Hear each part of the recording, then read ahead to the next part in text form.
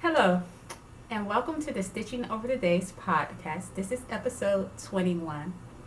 My name is Constance, and I bring you greetings from Columbia, South Carolina, which is my temporary home while I pursue my PhD in library and information science. I want to thank any new viewers and also any returning viewers for taking a moment out of your day to hear all about my crafting adventures with sewing, knitting, and crochet. You can find me on Instagram and Ravelry as cleocmc, that's CLEOCMC, and I also recently created a Ravelry group which has been quite fun. Stitching Over the Days is the name of the group. So I have a few things to share with you today, which is surprising because I didn't think that I would have a lot to share with you. I thought that this would be a really quick episode, and I'm still going to try to not talk too much. But I was talking to one of the ladies at the Stitching Circle, Lakita, and she said, when are you going to record a podcast? And I was thinking, I told her, I was like, I don't know. I don't even have anything to share. And I know it's not always about sharing things, but I do like to feel like I need to be productive before I come before you, because I feel like it keeps me focused and stops me from just rambling and talking, just loosey goosey. So, but I do have a few finished projects. I'm already starting to talk too long. And so I have two knitting projects and also a sewing project, surprisingly. I haven't done much sewing, as you know, in the past 2 months, and so I'm really happy that I finished a sewing project. Also, I want to share with you my current works in progress. Then we'll move on into the archive treasure. I want to talk a little bit more about what's catching my interest craft-wise. And finally, a new segment. I want to end with your questions. Recently, I started a thread in the Ravelry group asking for podcast topics, and a few of you have put in some questions, and so I'll try to answer at least one question every episode. So let's get started. Okay, so I'll first start with the first finished object, which are my Hermione's Everyday Socks, which I did finish.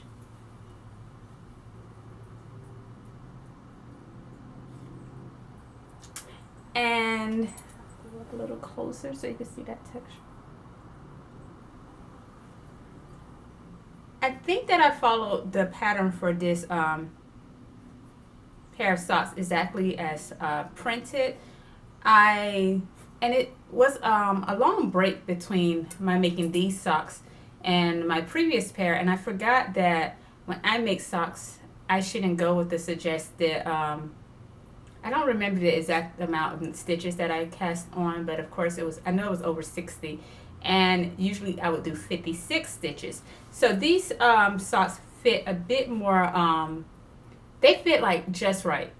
I mean, I prefer my socks to have a bit of negative ease because I like for it to cup my foot and to slide easily into my loafers and shoes.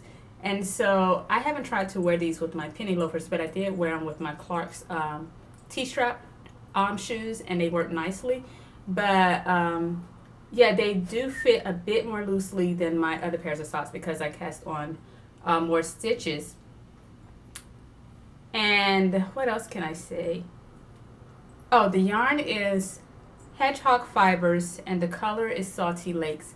I'm really, really pleased with this pair of socks, and they feel so wonderful. That gusset heel was something new. It was like, I think she called it the garter gusset heel.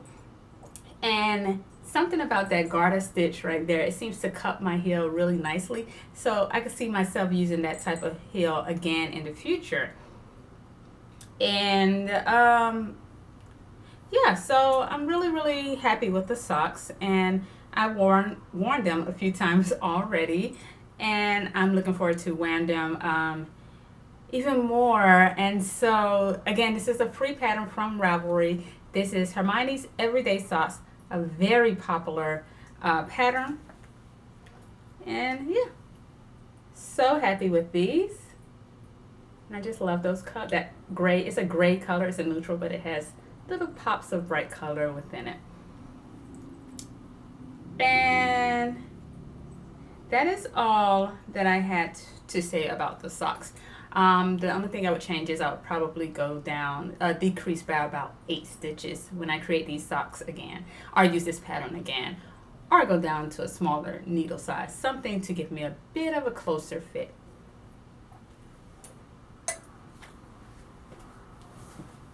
Okay, so I talked briefly about my Lopi plans for a Lopi sweater in the previous episode, and I was telling you all that that would be my first time trying Lopi yarns, and so there was no sense of urgency with the sweater because it's starting to get very warm here in Columbia, South Carolina, even though we've been having some days where there are cold snaps and quite a few rainy days, but for the most part it's starting to get warmer and spring is on its way. And so I previously started the Lopi sweater because I wanted to play around with the gauge because the pattern called for some very large needles. Let me just pull up the pattern. Yes, it called for 12 millimeter and 10 millimeter knitting needles, which is the US 17 and 15. And that's very large. I used US 17 needles before previously. As you all know, if you know from previous episodes, when I created my Woolen to Gain Freedom jumper, and I do not like working with really, really large needles. And so I went down to a US 11 and a US 10.5 needle. And I first cast on for the size small, and the fit was really nice, but it had definitely more negative ease. And I wanted this sweater to be a cozy sweater. Yes, I wanted it to be stylish. I liked that it had a slight vintage feel to it, but I also wanted it to still have a bit of a looser fit and for it to just be a relaxed, cozy sweater that I could wear not only with my more dresses and skirts on a like really stylish day, but that I could also throw on with a pair of jeans, or even just quickly going somewhere with Sarabi or to the grocery store. And I wanted it to be that type of versatile sweater. So I say all that to say I did what I stated I would do in the previous episode, and I ripped back the size small, and I stayed with the same needle sizes, and I then cast on again for the size medium. And so we were at the stitching circle this past Wednesday, and they the yarn store has had a new stock of Lopi yarns, and we've all just been really enamored, and I just love the yarns so much. It's definitely a new favorite, even though I've only so far created one garment with it. I'm talking so long and I haven't shown you the project yet.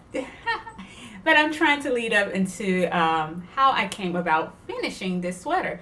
So we were at the stitching circle, and since we were all looking at the new Lopi yarns, then Lakita made the suggestion that, hey, you know, when you purchase more Lopi yarns, then you're going to have to finish something. So we need to challenge ourselves to finish something. And I love that idea. I like latched onto it. So I was like, you know, I know that I can knock out my, the name of this sweater is the couture sweater. I looked it up. I hope I'm pronouncing it correctly. And I went on Google Translate to try to find a pronunciation. But I know that it means cat in Icelandic. Okay. And so I knew that I could finish this sweater really quickly because it's made with their, I have the pattern here. The name of the yarn is Alafos Lopi.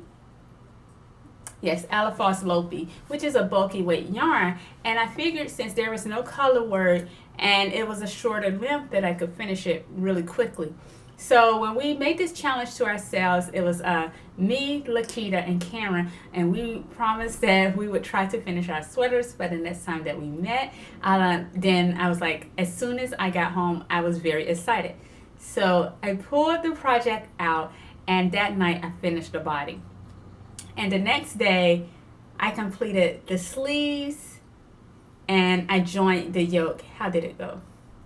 And then the last day I did the yoke shaping. And it was such a fun project. It flew off the needles, which was kind of sad, but I mean, I'm happy that I met my goal, but I was really, really enjoying the process. And so I love the feel of the wool. It has that true, authentic wool feel, and I just love looking at the wool because it has the sheep's hairs kind of appearing on the wool, and it gives it a bit of a halo to the yarn, and I think it's absolutely beautiful, and I love the feel of it.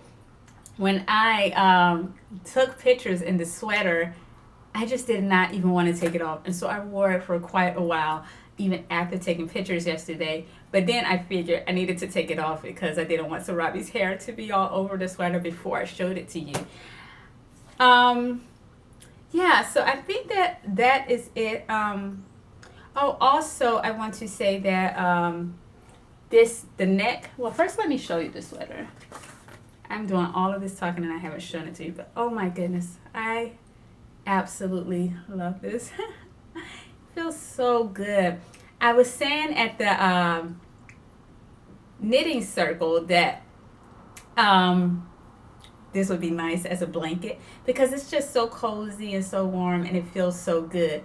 But I do want to caution anyone who has a sensitivity to wool or that true wool feel that you may find it scratchy. I know that yarn.com even has a warning, not a warning, but they caution you before purchasing this yarn that some people find it very scratchy.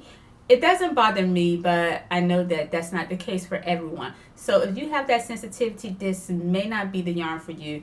A couple of people have already asked me about it and if it was scratchy.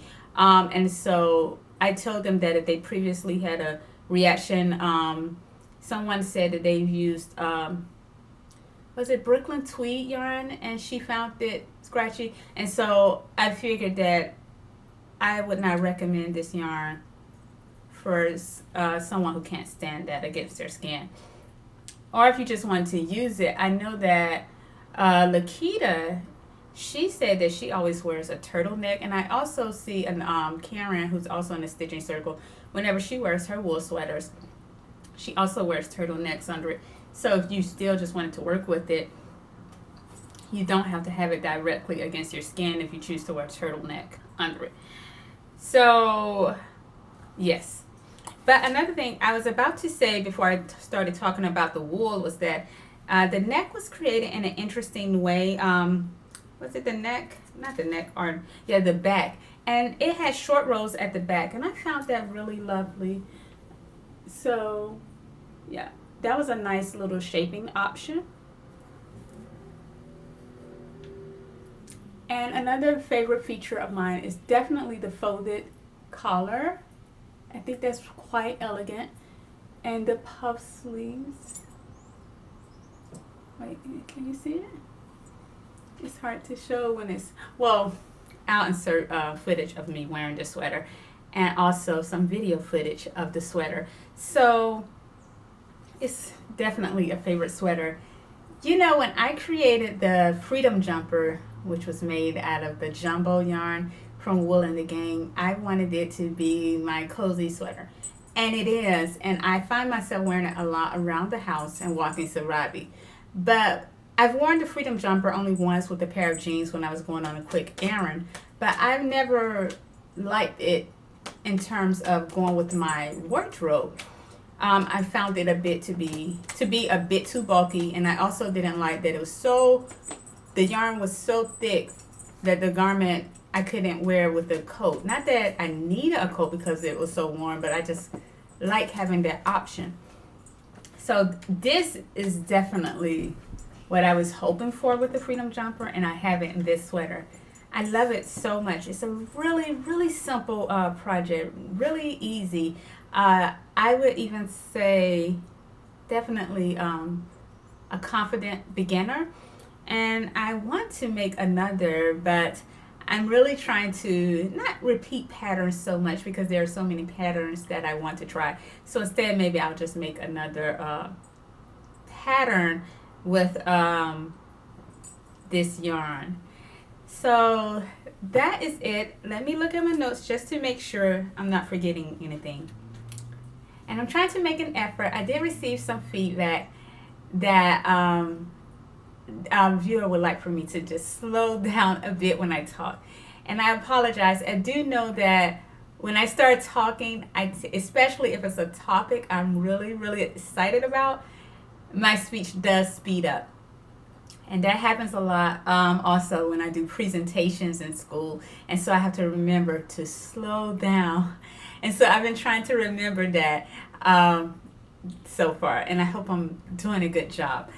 So, but if it's still too fast, I do know that there's an option somewhere on YouTube, because I've used it before, where you could click on the video to slow it down even more. And so definitely feel free to use that if I'm still speaking too fast, which I hope I'm not.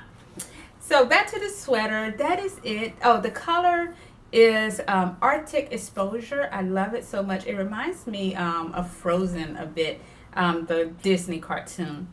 So yesterday I did take pictures of the sweater, and I recorded some video footage, and so I will insert that here.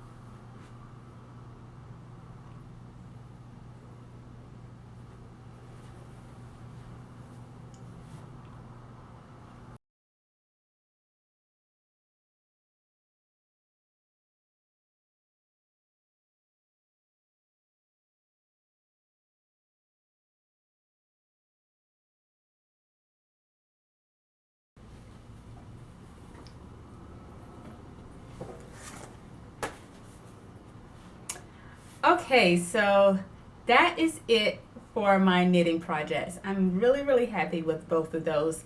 Even though the socks fit a bit looser than my other pairs of socks, the fit is still really, really nice. And I do really like the feel of those socks. So, surprisingly, I have a finished sewing object, which I did not think I would have a finished sewing project. But I'll tell you how this project came to be. Yesterday, I was planning to get started on my Deer and Doe saffron jeans. I pre-washed the fabric, and I was ready to get started cutting it out. I went to Joann's. I picked up some materials, a sturdy zipper, some more denim needles. What else did I pick up? Some fusible knit interfacing, and and some contrast thread. So I was ready to go. So then I pulled out the pattern, and I noticed that one piece was overlapping another. And then I was thinking, okay, I'll just trace that piece and cut straight out. But then as I started to think about it more and more, I was thinking, I don't want to be a rebel and just cut into these pair of jeans, and then I have problems with the fit, and then I'll have to kind of mess around with it. And I would prefer to trace the pattern, all of the pieces. So then should I have to make adjustments or anything, then I could do so. And so I didn't want to spend my Saturday tracing that pattern, because I wanted to get some crafting done, because I figured I could trace the pattern during the week, because it's such a kind of boring task. And so I figured that when I get back from school or the library, then I could just come home that evening and trace out the pattern. And also that maybe, I'm not sure how my schedule is going to look. I will be meeting with my committee. They want to discuss my chapters that I submitted. And so I'm not sure how much time will be devoted to making edits and to those chapters. So I'm not sure how my schedule will be. So I figured tracing the jeans would be an easy thing to do in the evenings that wouldn't take up too much of my time. And so that's what I plan to do. So I still wanted to sew something, because at first I was thinking about just picking up one of my mini works in progress. I mean, it's not too many, but I do have a few that I could have chosen from, but I really, really wanted to sew. And so I figured, since I purchased these denim needles, and I've had this green denim yarn in my stash for a while, because I created, this is the yarn, yeah, the fabric is this green denim here. And this is Robert Kaufman denim. I used it previously for a Hollyburn skirt, and the color was a gold color, which I'm actually wearing today. See, that's denim. It's kind of like a lightweight denim that has a nice flow to it. And so I was kind of concerned. I was wondering if it would be too lightweight for this skirt, because I created this skirt previously with some corduroy, and I love the shape, you know, because corduroy has, well, that corduroy is definitely mid-weight, and it has a nice structure to it. So I wasn't sure, but I decided to give it a go, and I absolutely love this skirt. So the pattern is Simplicity 8699, and I made version C. That's the shortest version, and it uses 1 1/4 of a yard of fabric for a size 45-inch and 60-inch.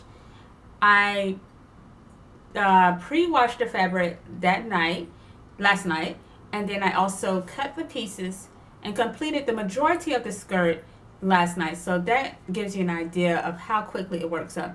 And I believe I got started around, it was like 5 or 6 o'clock. So it wasn't even early in the day. So it works up really, really quickly. Trying to think of anything else to share. Oh, it's funny because I'm looking at the fabric suggestions, and it actually suggests a lightweight denim for one of the fabrics. And they don't even suggest corduroy or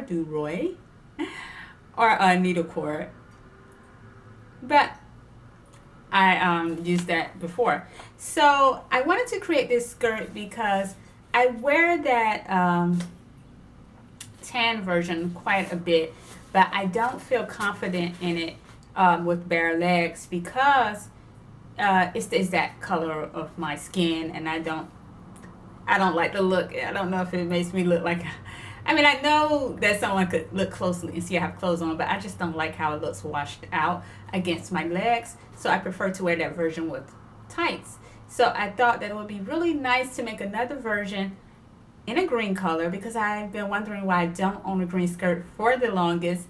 And then I was thinking that I could wear this version in the summer also, in addition to those colder months. So everything was from the stash. I also found these lovely buttons that I don't even remember purchasing, but they had a clearance sticker on it for 97 cents. And it's really nice. It's a wrap skirt, so oh yeah, as I was saying, I finished the majority of it last night, and the only thing I did this morning was I created the buttonholes, which I used the new buttonhole function. You probably can't see that, but instead of it just going into a straight rectangle like I did with the previous version, I went for the buttonhole that has that kind of curve at the top, and then it goes into a why am I getting tongue-tied? Into a straight rectangle. Maybe I could quickly draw a picture of it for you. Let's see.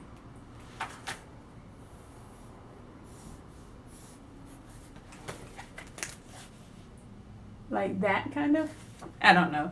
But I did that because since the skirt, it wraps over and it's kind of going, it has a sideways construction is what I'm trying to say. I thought that using that buttonhole would be a better option than the just simple rectangle version, because I don't have any problems with the fit of the tan version, but I often look at the buttonhole and it's like, when I take apart the button, I'm like, oh, it looks like it's kind of getting not warped, but it doesn't look as neat as I would like it to look. So I decided to try out this new buttonhole function, and I have all of those functions on my machine, so why not start playing around with different options. So I did that with the buttonhole, and I did that this morning, and then I also added the snaps before I went to church this morning, and just the snaps on the inside, but not the part that goes over it. So this is funny. So then I came from church, and I was putting on the additional snaps, and then when I tried to put the skirt together, it wouldn't go together. And what I did was, you see how that has the opening there? I sewed them backwards. So the skirt wouldn't close. So I had to rip out the snaps. I was like, that's what you get. I didn't feel like I was rushing, but maybe I was, because I was trying to get to church on time. And so I was like, well, let me hurry up and just attach these two snaps. And then I obviously just rushed the process. And then when I tried to put it together, I was like, really? So I had to take those out, and then I reapplied them, and everything's fine. So as you can see, it's just a wrap skirt. I finished my seams with my serger. It was already threaded with my navy blue thread, and I decided to leave that in because hopefully my next project will be the saffron jeans, and I don't want to rethread the machine. And I think navy blue and green looks really nice together. And I also serged the bottom of the hem, and I turned it under. It's something about when you revisit a pattern for the second time, it just seems to work up nicer. I guess you're more familiar with it. I felt that the waistband turned out much neater than the previous version, and I just really like it a lot. So that is it. I did not make any modifications, and I made the size 8. I do think that the bum area could lie a little flatter, and I don't know if it's the fabric, because I didn't notice that issue with the corduroy version, but you will see I did record some footage of me doing just a twirl in the skirt, and I also took photos of it right before I did this. Yes, as I was saying, I did it right before I recorded this podcast, and then I changed it back into the outfit that I wore to church today. So I've been changing quite a bit, but I didn't want to wear the outfit for the podcast. I wanted to go back to what I had on. And so that is it. So I will insert footage of the skirt here and also images of the skirt.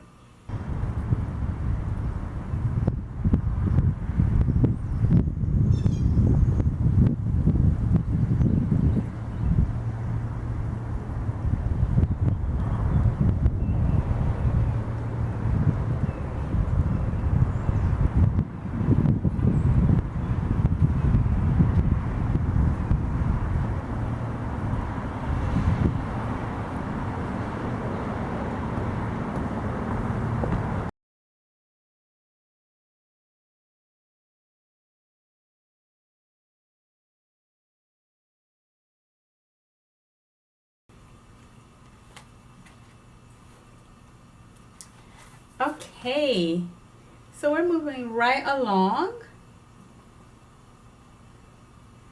and now we will move into the works in progress. So, did I bring them over here? I wanted to, here it is. I need a sock blocker also. Hold on one second. So happy it's right next to me. So, I went home last week because I did not go home for spring break because I was writing. So I figured since they were reviewing my chapters, why not go home, because it would be 2 weeks before I would hear from them. So I went home for a week, and right before I went home that night, I decided to cast on a pair of vanilla socks because first off, I wanted to go ahead and use my Knit Picks Felice that has been sitting in my stash for a while, And then also I want a super simple project, but a project that would be fun. And I've never used self-striping yarn before. So I thought now's the time to try it and to give it a go. So this time I did remember to cast on 56 stitches, and this is a simple vanilla sock. So while I was home, I actually finished a sock, and I love it so much. It seems like I'm adding a lot of turquoise and teal to my wardrobe, and I like those two colors are in the sock. And this is Knit Picks Felici in Stone Harbor, and the contrast teal that I use, which is a gusset teal, is Premier Yarns Serenity and Soft White. I think that's the name of the and I used that yarn previously for a pair of socks, my first pair of socks actually, that I used. It was a free pattern from Pom Pom magazine, and it's called the Peacoat socks, if I'm not mistaken. But all of the details of the types of yarn is on my Ravelry page, just in case I have it wrong.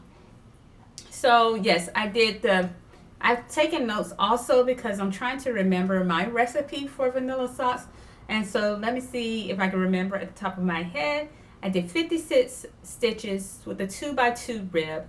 I like for the leg to be 5 inches because I don't like them too long.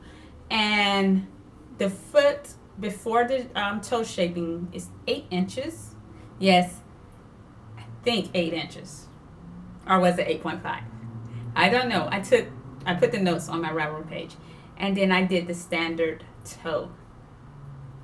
And yes, and a gusset heel. And top down, that's my preferred method.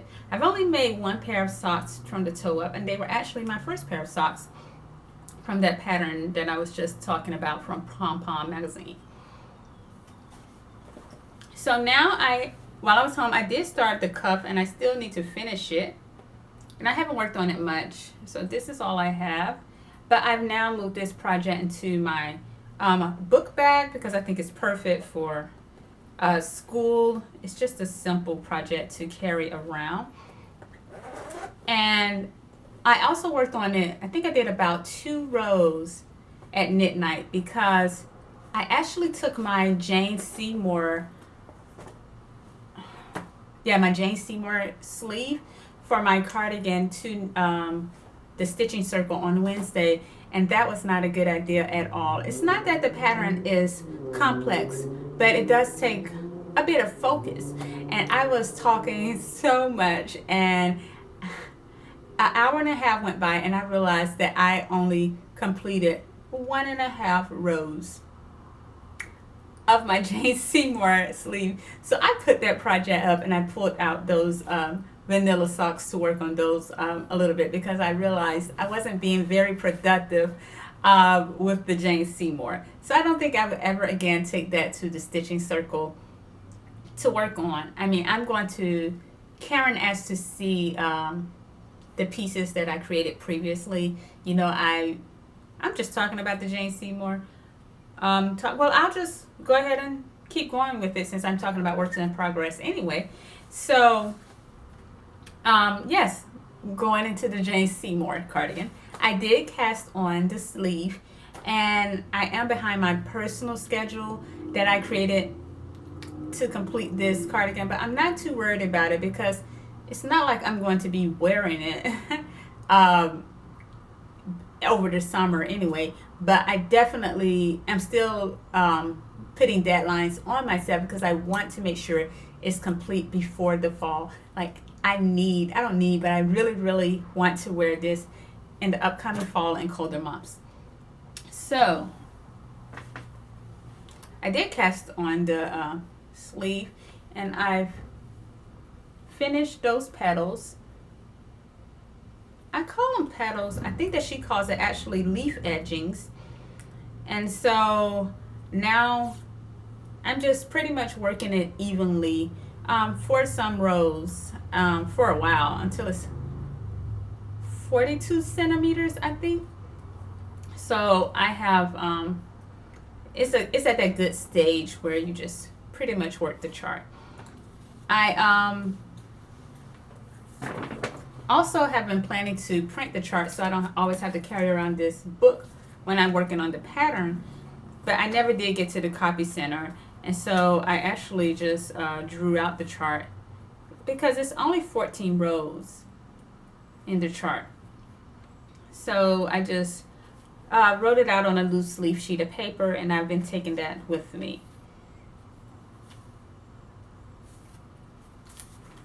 So that is what I've completed. I do want to finish this sleeve really soon, but we'll have to see. Like I said, I don't know how my schedule is going to be, so I'm just happy now that I'm at that point where I'm working it evenly so I can quickly pick it up with no problem. But this is definitely not a project for chatting and just socializing. Okay, and I also wanted to give you an update on my aster top.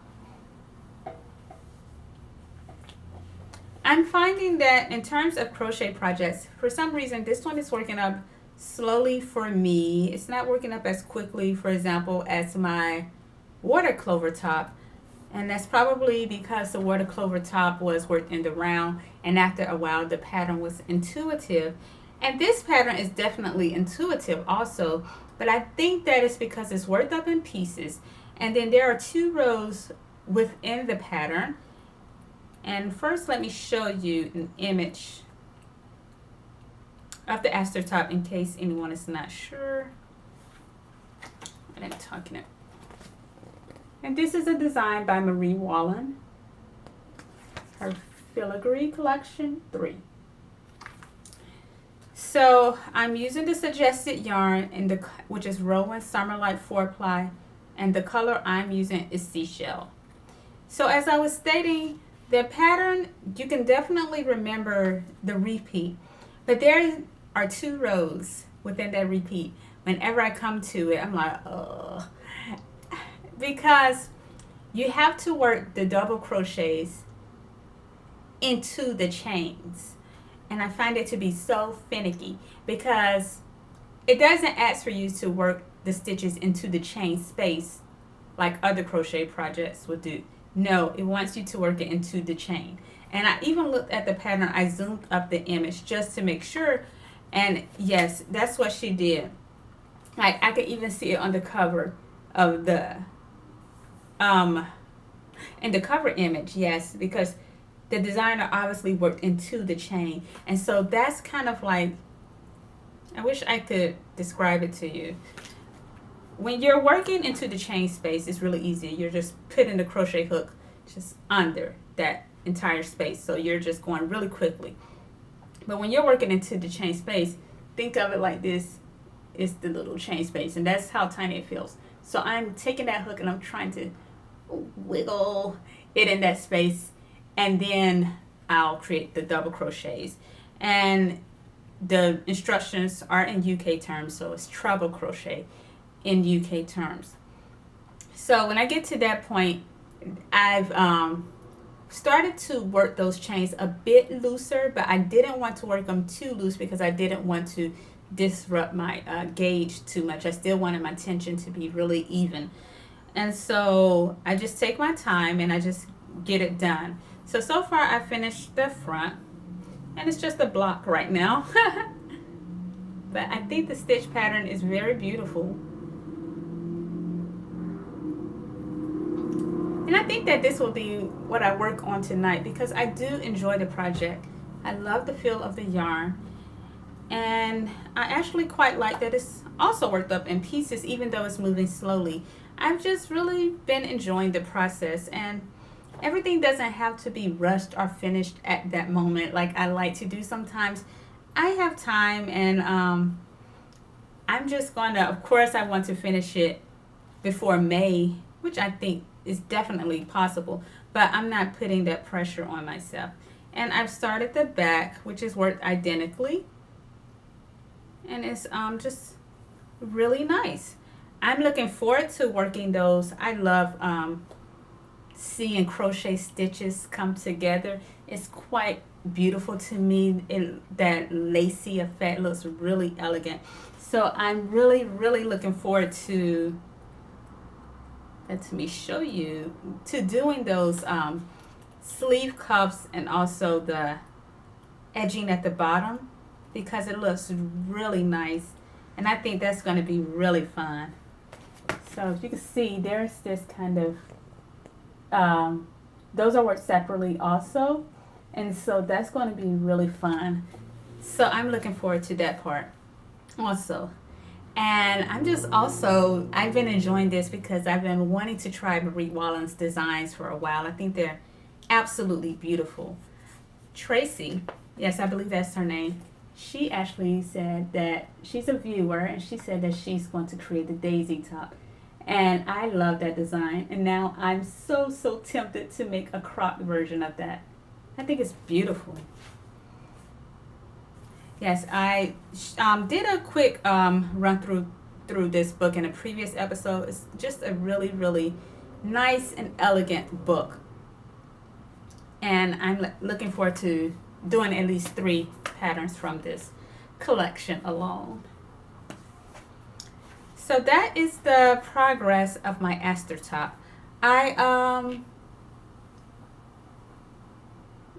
didn't bring my Battenberg blanket because I've completed about 5 additional squares, and as you know, I have a goal to complete 100 squares per month, which I did achieve in the month of March.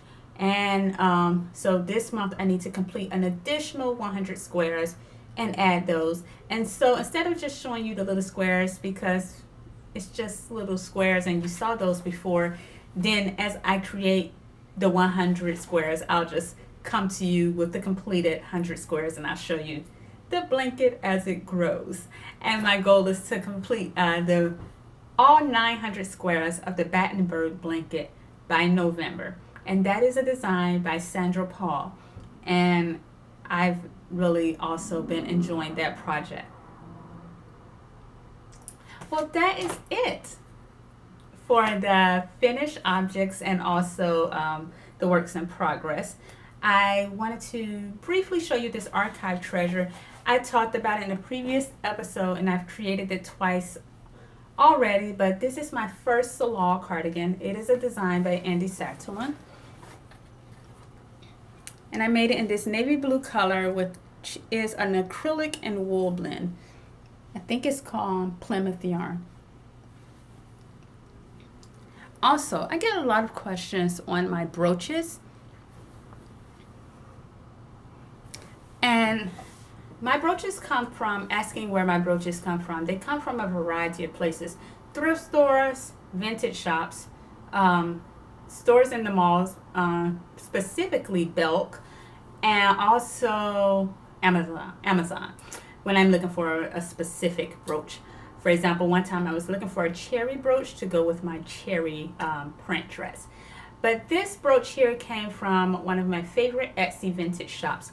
I constantly go to that shop, and it's called Love Charles Vintage, and I follow her on Instagram, and she's also Love Charles Vintage. And I used to purchase vintage clothes from her quite a bit, but as I started creating my own garments, I don't purchase clothes from her, but I'm always looking out for her accessories, her shoes. I'm not sure if you noticed, but those gold shoes that I paired with my new skirt in the previous photos, those came from her shop, and I've had those for 5 years. And she even sent me a message that she's so happy they're still going strong. And those shoes are from the 1960s. I believe that she said this brooch was from the 1970s. That was her estimate. And I also just purchased hats from her, even though you don't see me in the vintage hats much, but still, I have a couple from her shop, and they're 1960s hats. They're really quite lovely. I love the shape of those. And so one day I will start wearing them more. So far, I haven't gotten to it yet. So she has another brooch that I wear quite often. Oh, I'm wearing it in the photo of the couture, I cannot say that word, sweater that I shared with you. That came from her shop also. And yeah, so that's where my brooches come from. And back to the archive treasure. So yes, this is my Solar cardigan. I wear it quite a bit, but I thought that I'd give you an update. There is pilling along this edge, which, you know, it happens. It doesn't bother me much. I wear this cardigan quite a lot because it's just a long sleeve, cozy, warm cardigan in a versatile color. I paired it today with my Agnes top, designed by Tilly, and the buttons in navy blue, and my gold Hollyburn skirt. So that is it for the archive treasure. I wanted to briefly talk about what's catching my interest lately, because I've hinted that I have more plans for Lopi yarn, and so I wanted to share with you my Lopi yarn plans. I purchased 2 additional books from the knit shop of the Lopi issues because I love them. This is my favorite out of all 3. And when I say all 3, I mean this issue also that I just made that sweater from. So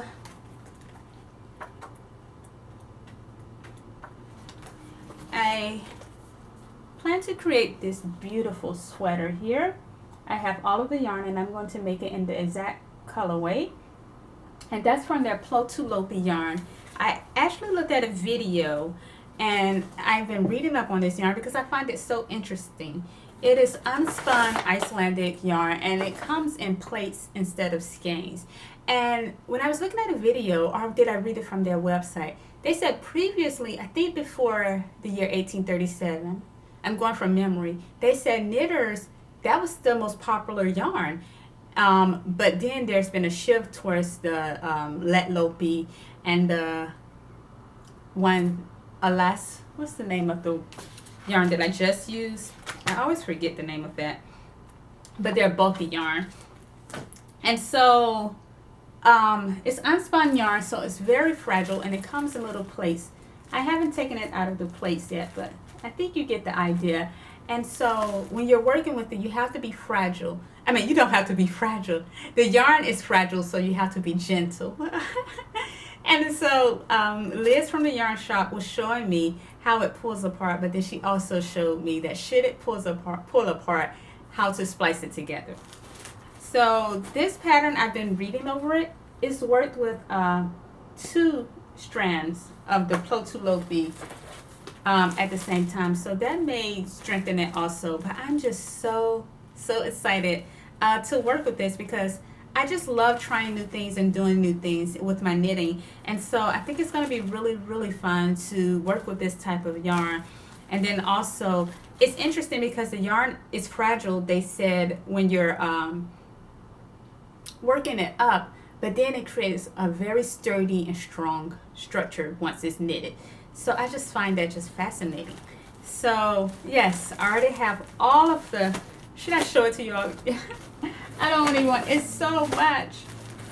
But I have all of my plates here, no particular order. Okay, so I can't pull them all out. So this is the first stack here.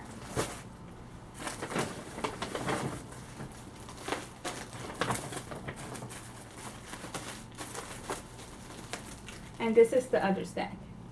And I'm keeping them in the plastic until I actually cast on the project, just to protect the yarn.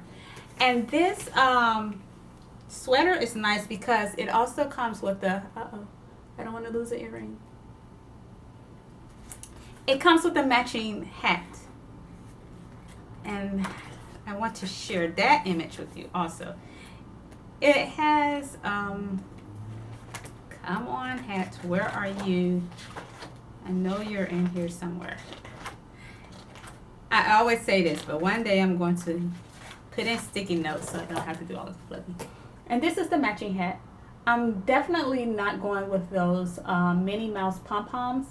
I might just do one pom-pom in the center for that classic hat look. But I'm really excited about this project. It's funny because I know that summer is coming and we're thinking about the summer But I think that I will actually be working on this over the summer because why not? I just think that it's nice to work on the warmer or the heavier yarns even in the summer, because then when fall and winter comes, you're ready with your warm weather garments. Not warm weather, but your colder weather garments. So that's my plans for the sweater. And this another project from the same issue is a dress. I've never knitted a dress, and I'm so excited to finally do so. And of course I'm having difficulty finding. I wonder why it's like that. You can flip through every page and not find the one pattern you're looking for. That's so funny to me. Okay, here it is. Isn't that just lovely? I am not going to do those yellow cuffs. I do not like that at all. Maybe it's someone's cup of tea, but it's not mine.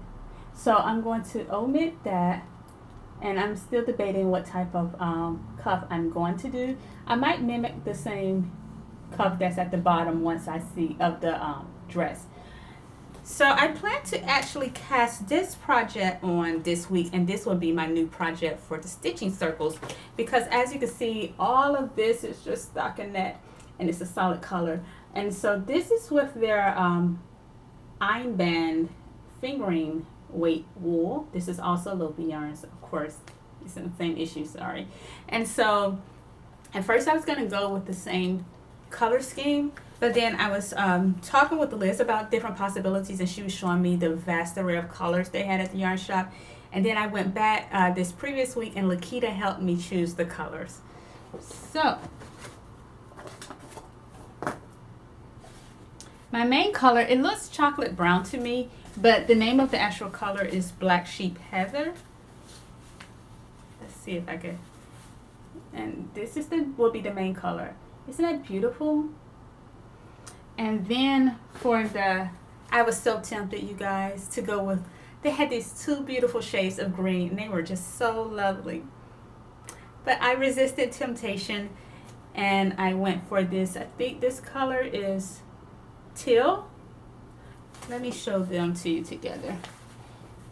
Teal, turquoise, and fuchsia. Teal, fuchsia, turquoise. And it'll be with that. I am so happy with the colors. Nikita helped me so much. We were like playing around with the colors, throwing some out, throwing some in, and I'm so happy with this final color choice.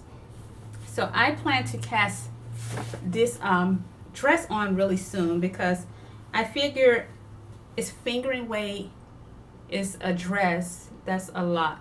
And so why not immediately start? My goal is to complete this by the end of the year.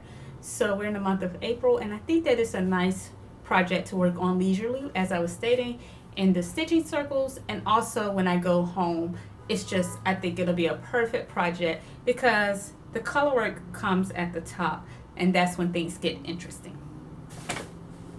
So those are my Lopi plans. I also think I want to make, well, I know I want to use their Lopi. It's called Let Lopi. That's their worsted weight yarn. And so I don't know which project. I don't know if I want to go with another Lopi pattern. Since I'm already doing 3, I might not do another anytime soon. And I was thinking about, you know, that cover, the sweater that's on the cover of the Pom Pom Quarterly, issue 28. Do I have it over here? Oh, I forgot that I moved my books closer. Hold on. Okay, yes, my books used to be in my sewing section, but I moved them over here. So, yes, this sweater here. And I think that that would be really nice in Let Lopi, because I really love the feel of that wool, as I was telling you, with their bulky weight. So I would like to try the worsted weight. The only concern I have is that you know, the wool has a halo to it, the Lopi yarns, and I wonder if that beautiful definition of stitch, of the raglan stitching, if that would be lost with the Lopi yarn. So I don't know. but that's one of the projects I was considering for the Lopi worsted. And I have one more thing that's catching my interest I wanted to briefly share with you, and that's a pair of socks. I think that word is line, or is it lin? Socks. This is a design by Dawn Henderson, and she, the first day that she released this pattern, the proceeds from the pattern went to the victims of the Christchurch tragedy. And I thought that was an amazing cause. So first off, the design is beautiful, but I immediately wanted to purchase it on that day to, so I purchased it, and I already knew that I wanted to use some stash yarn because I have a skein, because it's ankle socks. I think that this is enough of the Knit Pits Finch in the lichen color. And I know that Eva from the Charm of It, she uses this yarn quite a bit with her socks, and she has given great reviews on it. And so I've always wanted to, this is 100% wool, and so there is no nylon in it, but she has provided great details on how this works as socks. And so I want to make these socks with this yarn. I don't know if I told you the color, but it is lichen. And so I think that these would look really nice in the spring and summer with a pair of Kes, and I really just think they're an elegant pair of ankle socks. Oh, and can you believe that through the sale of her pattern, she raised $6,000 to give back? I thought that was just, wow. That was so amazing, so inspiring, and I was just so happy that we could all come together for a great cause. So I plan to cast on these socks also. These will be my summer and spring socks.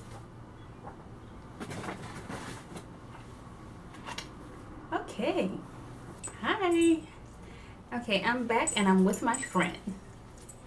So Ravi, I figured that she doesn't do well when I'm sharing projects with you all because she gets so distracted and she just thinks that every project is hers and she tries to bite at it. But now is the perfect time that during the Your Question segment, oh, she's acting so sweet and just laying down. But anyway, during the Your Question segment, I thought that I'd bring Sarabi because there's nothing for her to bite or grab on. So I received this question from UK knitter Sam. Hi. And she said, could you talk about how you put your outfits together? You always look so beautiful and put together, and I'm never sure what to pair with what. Thank you so much, Sam. That is really sweet, and I really like that question. I definitely, I don't know, I was reading an article one day, and it said that, this was years ago, that every person pretty much has a uniform that they wear every day. And so, for example, my sister likes April. I know her uniform consists of skinny jeans, flowy cardigans that come past the hip, and the colors of purple and red. And I always study what people wear, like, constantly, because it helps me with shopping for people too, because I think I do a really good job of shopping for my family members, because I look at what they're wearing and I know what they like, and I can look at, because I'm looking at their uniform. And so going back to the uniform, I definitely have a uniform in my wardrobe also. And my uniform mainly consists of fitted tops, preferably not too long. I really don't like anything that comes past my hips because I am short at 5'2", and I feel like, and I'm short-waisted, and I feel like it makes me look too squat. And I also, my uniform consists of, yes, fitted tops, and I prefer flared skirts and dresses. But just because a person has a uniform, that doesn't mean that you stick to it all the time, because I definitely don't. I don't stick to my uniform, and I do like to try out different things. But when I try out different things, I like to think about what I like. And first, when you're talking about what to pair with what, I know that when I look at my closet, I have color schemes that, as you all know, green is definitely in that color scheme. But another color that's prevalent is gold, and another color, pink appears but not that often. And but yeah, it's mainly green, gold, turquoise, which is so funny because it's just another type of green mixed with blue and blues. And so, because I have those specific colors mainly in my closet, it's easy to match clothes and outfits. And that's how I'm able to always remix my outfits and throw different cardigans or tops or tights on with different things because I'm still within that color scheme and it just works really well. And that's why it's really hard for me when I'm thinking about future projects with trying out different colors, because I'm always thinking, what does that match? What does that go with in my closet? For example, purple. I think the color purple is absolutely beautiful, but I have no purple in my wardrobe. I made a purple cardigan years ago, and I made it out of a yarn that I'm not crazy about. I don't think I even like that shade of purple as much. And so it's sitting in my closet. I'm not sure who I'm going to give it to, and maybe I'll show it to you in another episode. But I made that cardigan and I hardly ever wear it. And so I'm thinking that maybe I'm really, really picky with purple. And I just never really add that color to my wardrobe because when it comes to dresses, I'm wondering if I'm going to wear it that much. Or if it comes to a cardigan or anything else, what is it going to go with? And I know that someone told me, and we even was talking about it this past Wednesday, that purple really does look really lovely with green. So maybe I should consider pairing it with a favorite color to see how it works. And so I do take risks with different colors sometimes and also different shapes. But I still like to stay for the majority in my comfort zone. Because when I do try out different shapes, because how can you know if you're going to like some unless you try out something new? Then it's usually a success. For example, the skirts, the Simplicity 8699. That was something new for me. That mini skirt shape, the shorter length, it was so different from my flared skirts. But I found that I actually wear that skirt quite a lot. So that was a pleasant surprise. I tried something new. And I usually, when I try something new, I like to just try, of course, just one thing. And then I wear it for a while to see how it feels and how it works. Well, I'll give you an example of something I tried that was new. Oh, goodness. I forgot I had brought this to show. So, Robbie, please, look at me. Don't grab it. So this was an example. This was I forgot the name of this. Was it Syracuse? This was a vest. I only made one vest previously before this. And this is a design by Hannah Fedek. And I think I shared it in the very first episode. I've worn this all of 2 times. And it's made of this beautiful Quince & Company chickadee, I believe.